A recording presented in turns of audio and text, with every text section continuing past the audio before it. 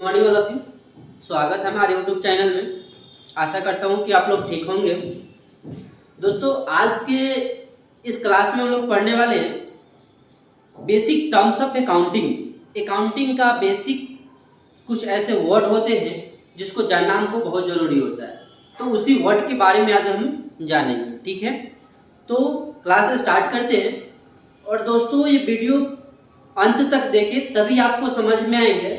और अकाउंट का ऐसा क्लास होता है जिसमें आप एक क्लास अगर मिस करेंगे, एक क्लास अगर नहीं जानेंगे तो आगे आपको बहुत ज़्यादा दिक्कत होगी। इसलिए वीडियो को पूरा देखें और टोटल वीडियो देखें।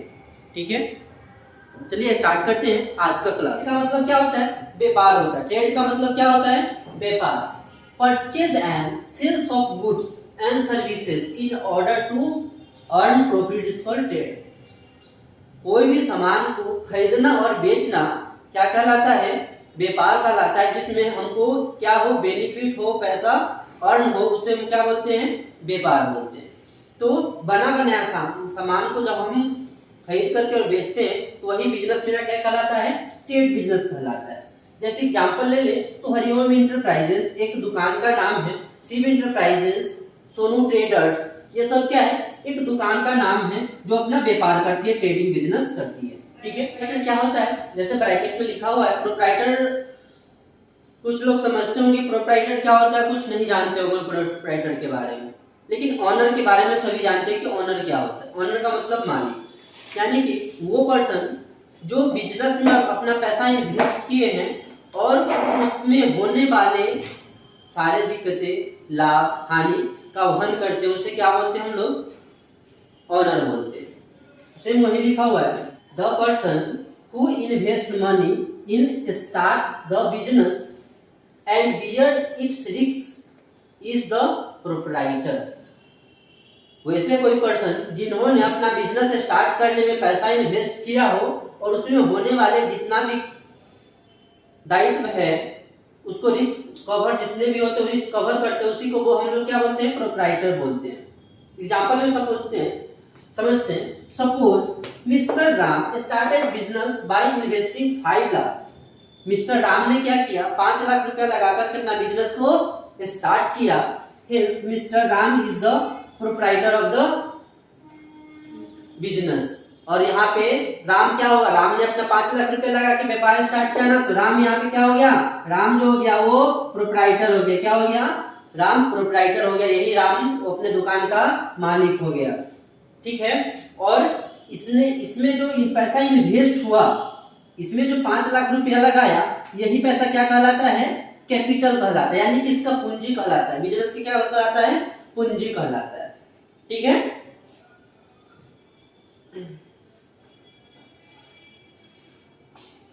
आगे देखते हैं कैपिटल। कैपिटल मतलब क्या होता है? पूंजी। कैपिटल मतलब बात करते हैं हिंदी में तो पूंजी। पूंजी क्या होता है?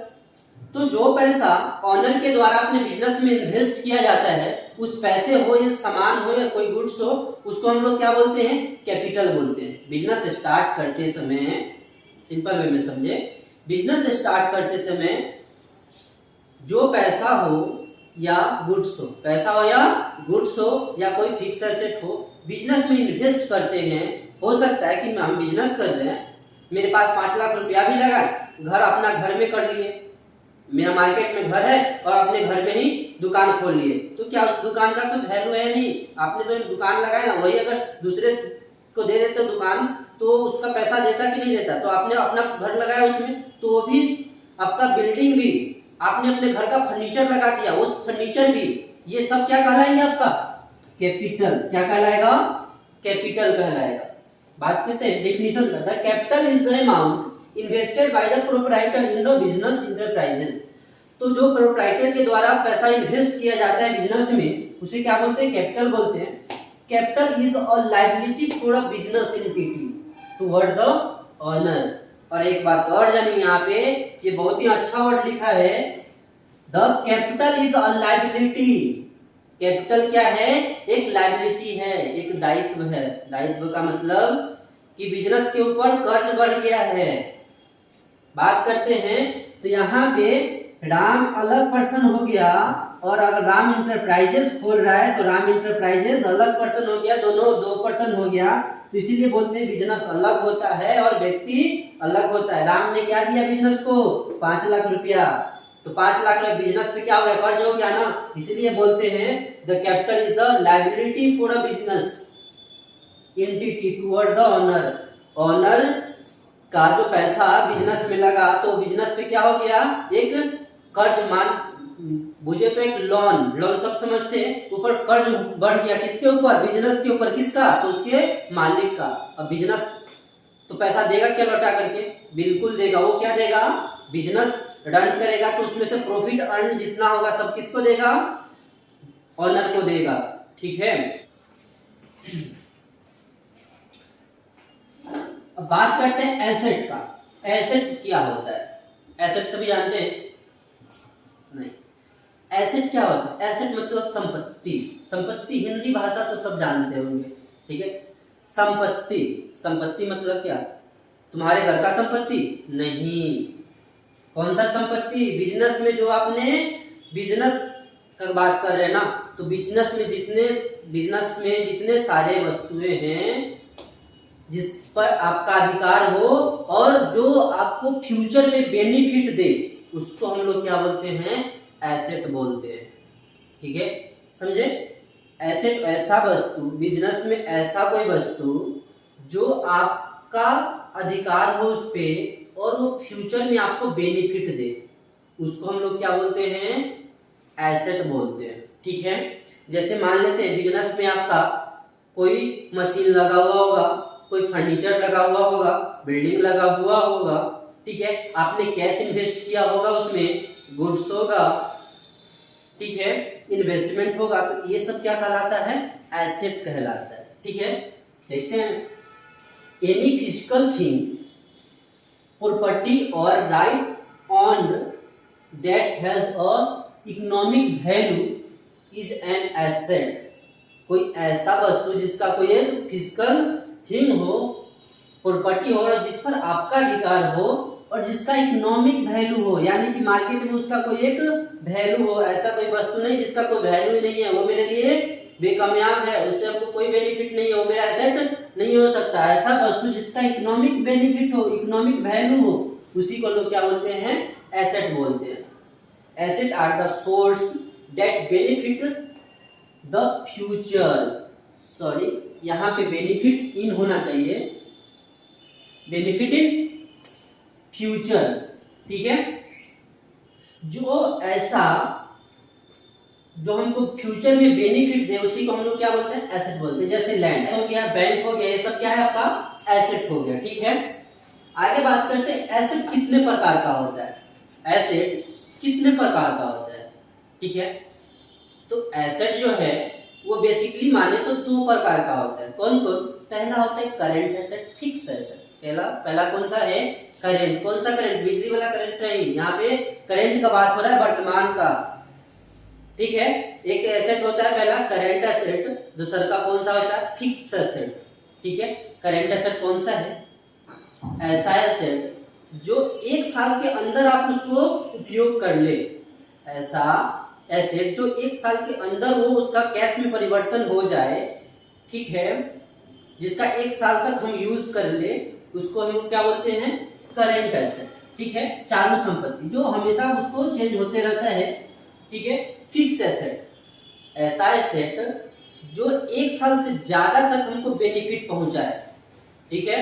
वैसे एसेट को हम लोग क्या बोलते हैं? फिक्स एसेट बोलते हैं। ठीक है। फिक्स एसेट भी जो है वो 2 प्रकार का होता है। ठीक है। पहला होता है टैंजिबल और दूसरा का होगा इनटैंजिबल। चलिए आगे पढ़ते हैं। आगे बढ़ो। 2 प्रकार के होते हैं। पहला ऐसा संपत्ति जो 1 साल तक चले और ऐसा संपत्ति जो 1 साल से ज्यादा तक चले। ठीक है। उसको हम लोग क्या बोलते हैं? फिक्स एसेट बोलते हैं।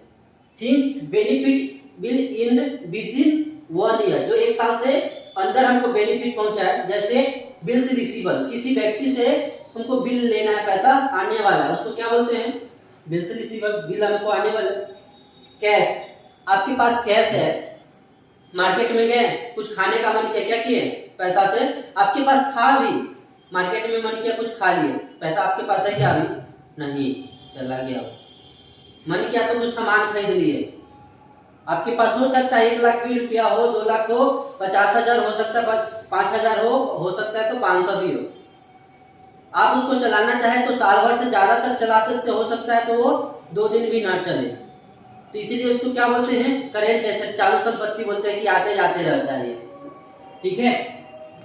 डेटर, डेटर किसको बोलते हैं? जिससे हमको पैसा आने वाला है, जिससे बिजनेस में पैसा, जिस व्यक्ति से बिजनेस में पैसा आएगा वो मेरे लिए क्या होता है? डेटर होता है। स्टॉक, ठीक है। स्टॉक, स्टॉक क्या होता है? जो मेरा सामान लास्ट में साल के अंत में बच जाता है उसको हम लोग क्या बोलते हैं? स्टॉक बोलते हैं। मेरे पास जो सामान पड़ा हुआ रहता है बिजनेस में उसको हम लोग स्टॉक बोलते हैं। ठीक है sir. Which will give benefit for more than 1 year, जो 1 साल से ज्यादा तक हमको बेनिफिट पहुंचा, 1 साल से ज्यादा तक हमको बेनिफिट पहुंचा, उसी को हम क्या बोलते हैं? लैंड। आपके पास फोन होगा, सबके घर में फोन होगा, क्या वो कितने साल चलता है, कितने साल बेनिफिट देता है? वो 1 साल से ज्यादा तो जरूर चलता है। ठीक है। हो सकता है आप उसमें कानूनी करें, हो सकता है कि आप उसमें पटक के फोड़ दे तो वो आपका है। ठीक है। इससे हमको बिजनेस में उससे कोई लेना देना, लेकिन एक अगर मोबाइल होता है, ठीक है, मोबाइल है, कार है, बाइक है, ठीक है, फर्नीचर है, लैंड है, ये सब क्या है? एक आपका फिक्स एसेट है। ये सब क्या है? फिक्स एसेट है। लेकिन ये बोलिएगा कि हम बाइक से जा रहे हैं, ठोकर मार करके बाइक महीना दिन में ही खत्म कर दिए, तो क्या ये फिक्स एसेट नहीं होगा? नहीं, उसका आयु बनाया गया है कि वो 15 साल तक चलेगा। ठीक है। तो इसलिए जो 1 साल से ज्यादा तक यूज करने वाला वस्तु उसको हम लोग क्या बोलते हैं? फिक्स एसेट बोलते हैं। ठीक है। अब फिक्स एसेट भी 2 प्रकार का होता है। फिक्स एसेट भी 2 प्रकार का होता है। पहला होता है ट्रांजेबल और दूसरा का होता है इनट्रांजेबल। ट्रांजेबल का मतलब जिसको हम देख सके, छू सके, अनुभव कर सके। ठीक है। जिसको हम टच कर सके उसको हम लोग क्या बोलते हैं? ट्रांजेबल फिक्स एसेट, जो एक जगह से दूसरे जगह तक लेके जाया जा सकता हो। ठीक है। अब ऐसा क्या चीज है? जैसे आपके पास लैंड होगा, वो तो जाएगा नहीं, लेकिन आप उसको देख सकते हैं, छू सकते हैं। जमीन होगा, बिल्डिंग है, उसको आप देख सकते हैं, छू सकते हैं। फर्नीचर है, मशीनरी है, कार है, बाइक है, प्लांट है, ये सब क्या है? आपका फिक्स एसेट है। क्या है? फिक्स एसेट है, जो 1 साल से ज्यादा तक बेनिफिट पहुंचाने वाला है। ठीक है। इनट्रांजेबल फिक्स एसेट, ऐसा फिक्स एसेट जिसको आप ना देखते हैं, ना छूते हैं, ना अनुभव करते हैं, लेकिन सिर्फ फील करते हैं कि मेरा फिक्स एसेट है, मेरा संपत्ति है। इसी चीज को हम लोग क्या बोलते हैं? इनट्रांजेबल फिक्स एसेट। भाई ऐसा कौन सा संपत्ति है जिसको हम ना देख सकते, ना छू सकते, अनुभव कर सकते हैं? कौन सा संपत्ति होगा ऐसा? है कोई दिमाग में? सोचे क्या ऐसा कौन सा संपत्ति है जिसको हम ना देख सकते हैं, ना छू सकते हैं, लेकिन उसका एक इकोनॉमिक वैल्यू है। उसका ऐसा एसेट जिसे एक इकोनॉमिक वैल्यू है मार्केट में, ऐसा कौन सा संपत्ति होगा? तो आप लोगों ने सब सॉफ्टवेयर का नाम सुना होगा। ठीक है। एक सॉफ्टवेयर का नाम सुना है क्या? वो एक संपत्ति है, उसका एक क्या प्राइस होता है? एक सॉफ्टवेयर का प्राइस होता है ना? तो क्या उसको देख सकते हैं, आप छू सकते हैं? नहीं, सिर्फ क्या कर सकते हैं? अनुभव कर सकते हैं कि फोन में डला गया, लैपटॉप में डला गया, वो रन कर रहा है। तो इसको क्या बोलते हैं? कंप्यूटर सॉफ्टवेयर, इसकी बोलते हैं इनट्रांजेबल फिक्स एसेट। बात करते हैं गुडविल। गुडविल क्या होता है? गुडविल का मतलब होता है हिंदी में ख्याति।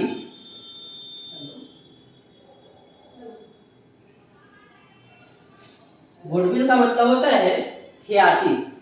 ख्याति का मतलब कभी आपने अपने दादाजी से, पापा से सुने होंगे कि इसका ख्याति इतना है। ठीक है। यानी कि गुडविल मतलब वैल्यू। मार्केट में जिस चीज का जितना वैल्यू होता है उसी को हम लोग क्या बोलते हैं? गुडविल बोलते हैं। जैसे बात करें यहाँ पे सिंपल वे में, तो क्लिनिक प्लस सबके घर में यूज होता होगा, ठीक है। लाइफ बॉय सबके घर में यूज होता होगा, ठीक है। स्कूटर सब लोग जानते होंगे, तो वो कब से यूज हो रहा है? बहुत सालों से यूज हो रहा है। आप भी जानते हैं, आपके पापा जानते थे, आपके दादा उस चीज को जानते थे, क्लिनिक प्लस की, हाँ क्लिनिक प्लस एक शैम्पू होता है। वही अगर क्लिनिक प्लस अगर कोई नया कंपनी खोले, कोई नया कंपनी शैम्पू का एक नया कंपनी ओपन करे, मैन्युफैक्चरिंग करे, और वो अपना कुछ और नाम दे दे, क्या मार्केट में वो रन करेगा? बिकेगा? बिकेगा? नहीं बिकेगा। क्यों? क्योंकि उसको लोग पहचानता नहीं है, वो कैसा प्रोडक्ट बनाती है नहीं बनाती है वो जानता नहीं है पीपल। लेकिन क्लिनिक प्लस को हर एक बच्चा तक जानता है कि एक शैम्पू होता है, तो इसी को हम लोग क्या बोलते हैं? गुडविल बोलते हैं। और वही अगर मैन्युफैक्चर कंपनी नया कोई कंपनी बोला और क्लिनिक प्लस से बोला कि आप अपना लोगो दे दीजिए, हम सिर्फ साइड में आपका सीपी लिखेंगे, क्लिनिक प्लस लिखेंगे। क्या लिखेंगे? सिर्फ साइड में आपका एक लोगो लिखेंगे, ये आपका रहेगा कि हाँ ये क्लिनिक प्लस का ही प्रोडक्ट है, तो क्या बिकेगा? क्लिनिक प्लस जो नया प्रोडक्ट तैयार होगा वो बिकेगा? बिल्कुल रन करेगा। तो इसी के लिए क्या होता है? गुडविल, इसका एक वैल्यू होता है, और जब भी ये सेल होता है, बिकता है ख्याति, तो उसका एक इकोनॉमिक वैल्यू होता है, उसके बेनिफिट होता है। कॉपीराइट देखते होंगे कि जो भी राइटर होंगे वो अपना कॉपीराइट करवा करके रखते हैं, क्योंकि वो जो लिखे, पोयम हो, ठीक है, पोयम हो या फिर स्टोरी हो, लिखते हैं तो उसका कोई कॉपी ना करे, इसीलिए उसका क्या होता है? कॉपीराइट होता है, और उससे पैसा बेनिफिट जितना कॉपी होगा उसका बेनिफिट किसको आएगा? जो बनाने वाले जो होंगे और जो लिखने वाले होंगे उनको बेनिफिट उनको मिलता रहेगा कॉपीराइट का। इसीलिए बोलते हैं इसको क्या, कॉपीराइट को हम देखते हैं कैसा होता है? नहीं देखते हैं, लेकिन अनुभव करते हैं। ट्रेडमार्क, जो कोई बिजनेस का एक लोगो होता है, देखते होंगे कि लोगो देखते ही बच्चा भी समझ जाता है, वो डोमिनोज आ गया, पापा हमको ये पिज्जा खाना है, ठीक है। तो इसको क्या बोलते हैं? लोगो से पहचाना। तो लोगो ये क्या है? आपका ट्रेडमार्क जो है वो भी आपका क्या है? एक इकोनॉमिक वैल्यू देता है। अगर कोई लोगो आप शेयर करते हैं किसी के साथ, अगर शेयर करते हैं लोगो, तो उसका भी आपको पैसा मिलता है। इसी को क्या बोलते हैं? इनट्रांजिबल फिक्स एसेट, ठीक है।